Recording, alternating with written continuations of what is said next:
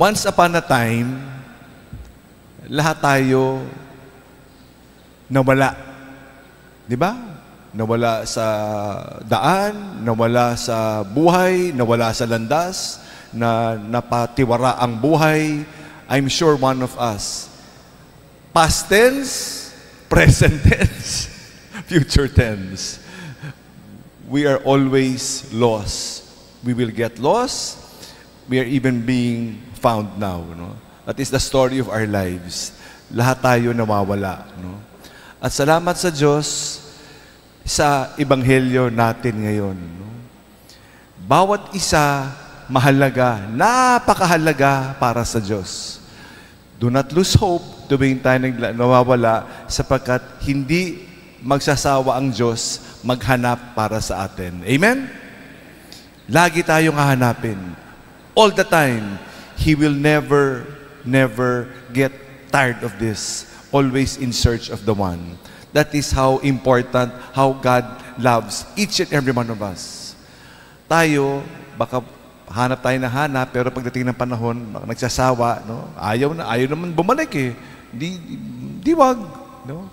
Pero that is never the mindset of God. He is always searching like a hound, no? The hound of heaven. Di ba? Sabi ng ibang authors, He is the hound of heaven. He will never stop searching for us. So we pray, no? We pray that we too may hindi rin tayo magsawa sa kakahanap ng mga nawawala. No? Babalik rin yan. Magbabalik ba yan? Yung mga nagnakaw? Babalik ba yan? You of little faith. May awa ang Diyos. Babalik rin yan. Gusto natin, hatulan na! Patayin na! Gusto natin ngayon na!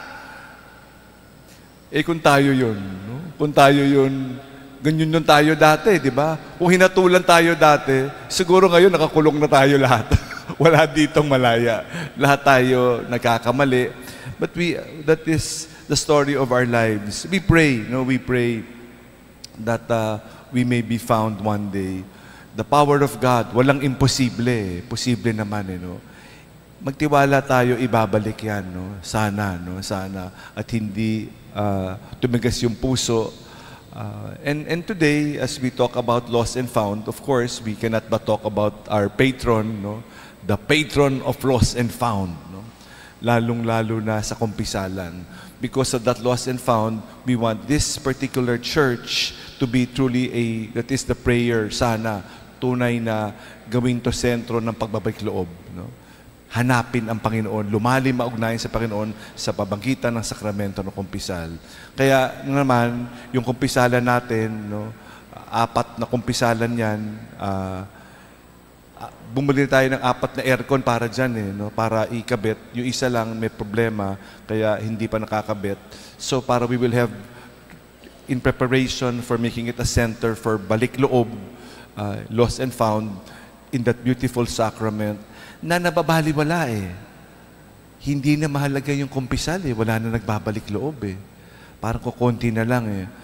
But I hope we realize how beautiful this sacrament is.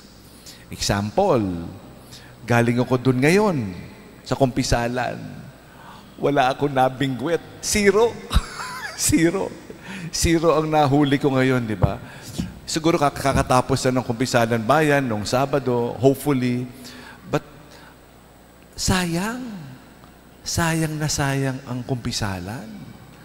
Napakagandang biyaya. And because of that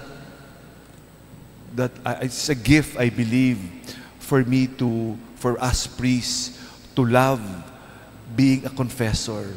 What a gift!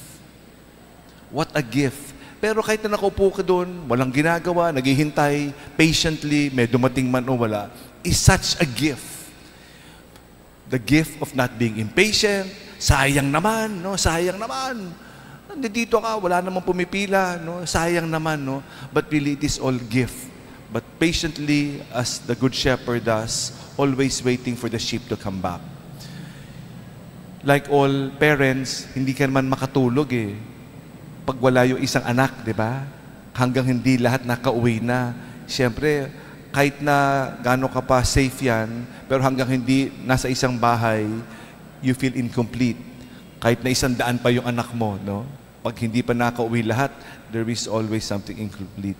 If a parent can do that, more so our loving Father. Never, never will He stop looking for us. And we thank one of my favorite saints, si Juan Diego, one of the most humble people in this world, no?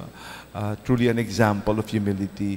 Kaya ginamit siya ng Panginoon para magpakita ang mahal na ina sa kanya in this very popular devotion, our love for Our Lady of Guadalupe. We thank Saint Juan Diego. We ask him to intercede for us as we continue to celebrate this season of Advent, preparing for the coming of the Lord. We search for His coming now, in the past, and in the future. Amen.